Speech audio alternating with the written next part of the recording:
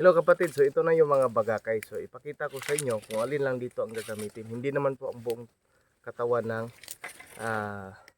bagakay ang gagawin nating pangsilyo. So ganito siya, pwede sa pinakauna or ikadalawa hanggang sa ikatatlo. Kung titingnan natin, maliit ang butas, so kunti lang yung mga ilaman. So pipiliin natin ang pangalawa. So ang ganito, kunyari, ganyan yan patayo, dito ka puputol. Yan. So ito yung pangsilyo ha. Yan.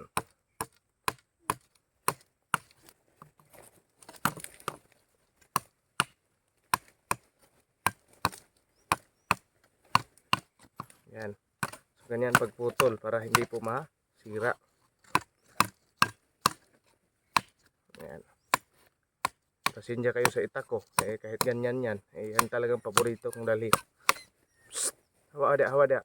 Yan. Maingay yung aso. So ganito. So malamang medyo, yan o. Medyo malaki na ang butas. Pero mas malaki ito. So ito yung ano yun. Reminder ha. Yan, nung pinutol ko. Mula dito. Pwede po sa una, pangalawa at pangatlo. Bawal na po sa pang-apat. Okay? Pero ang kukunin ko nito. Dito sa pangalawa. So ganyan ang size sa daliri mo. Ganyan mo. Ganyan kataas. Okay? Yan. So may proseso yan at ito po yung sekreto pa po ng ano mga ninuno natin. Siyempre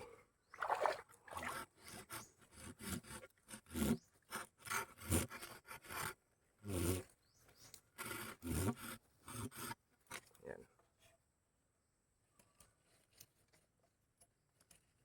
Dito nyo makikita ganong katiba itong kamay ng tagapaglingkod nyo. Saba. Pasensya, may aso kasi. Yan.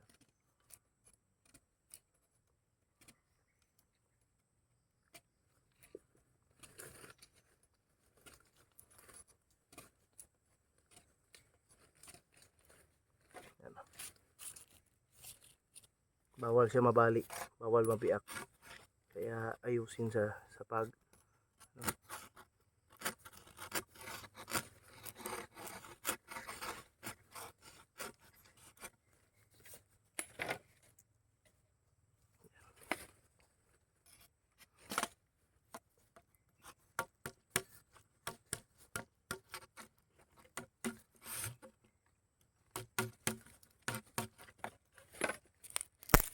yan. So malaki ang malaki na ang butas. So ganito din yung gagawin ko sa iba. So gagawin ito, lalagyan po siya ng sample ko sa inyo, sili, kung ano yung makate at kasama yung salituko. Okay? So yan, ito yung pinutol natin. So hindi na siya kasali. Iiwan na natin to. At ito naman po tayo sa kabila. Okay? Yan. So dito naman kasi malaki ang butas ng pinagputulan, dito tayo sa pangalawa kukuha. Okay? Para po may idea ang lahat. Para po matuto kayo. Yan.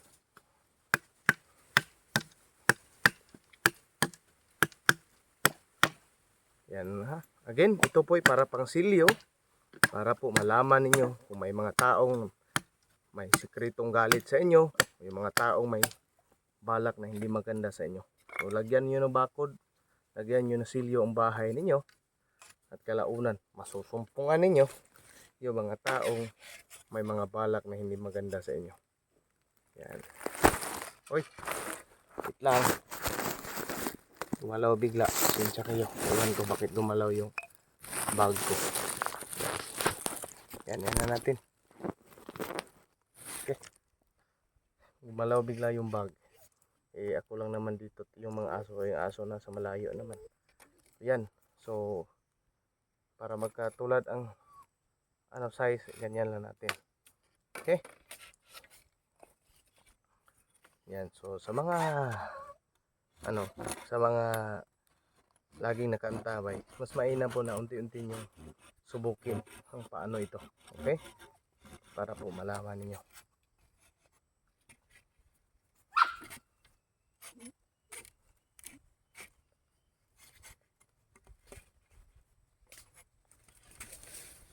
Puyo.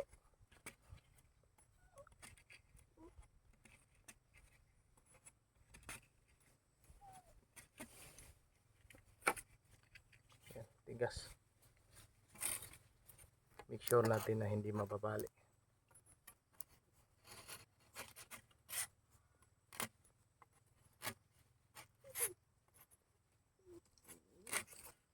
Pero hindi po pwedeng ganito lang ang laman ay ganito walang laman Lagyan po siya ng sangkap para po mas bumisa. Yan, siyempre mas mainam po na mayroong dasal. Yan. So ito waste na din to. Yan. 4 na. Ay 2 na. So ito medyo maliit. So ito, isa mula ng pinutol natin, 1, 2, 3. So dito ako sa pang 3 kasi medyo maliit.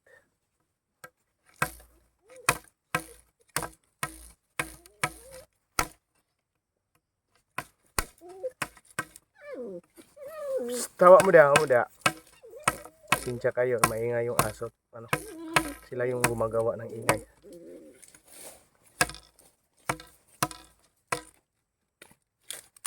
Yan. Ito naman.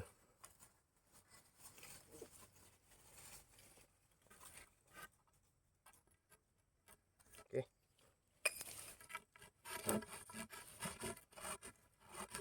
Okay sa pagkuha sa dakong silangan po. Saan po nakaharap ang silangan, doon po kukunin. Yan. Ngawit ang ko. Pa ako sa pag-upo.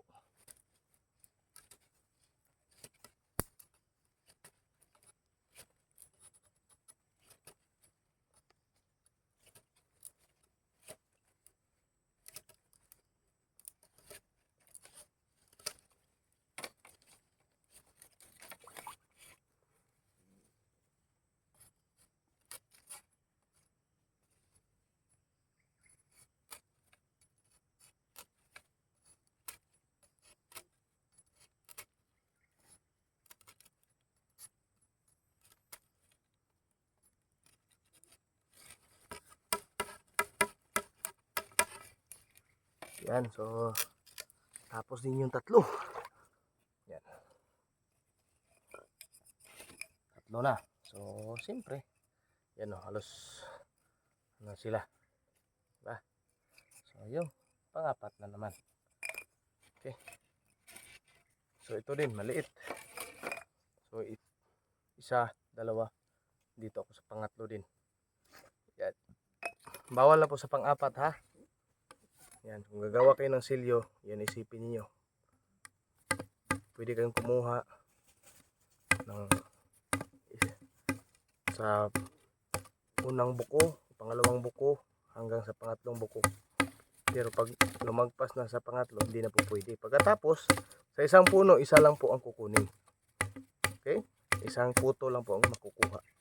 Hindi po lahat ng parte ng puno ay magagamit dito sa pagsilyo.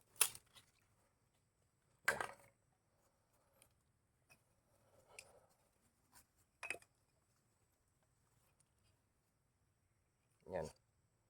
So, naisip nyo, mga magnanakaw sa inyo, ayan. Ang saklap lang nito mga kapatid, nababatid, pati yung mga taong may lihim na galit sa iyo, ay bigla mo na lang malalaman. At talagang, ano mo yan, experience nga to Meron pong nag-treasure na nagpaakay sa atin.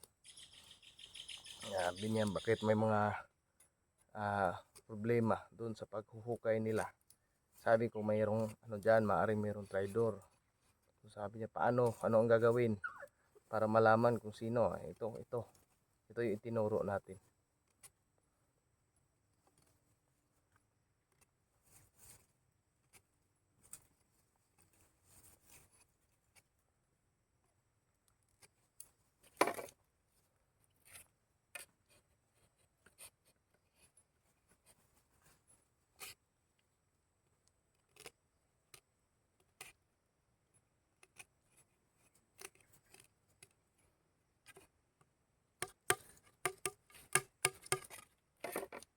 So yan, 4.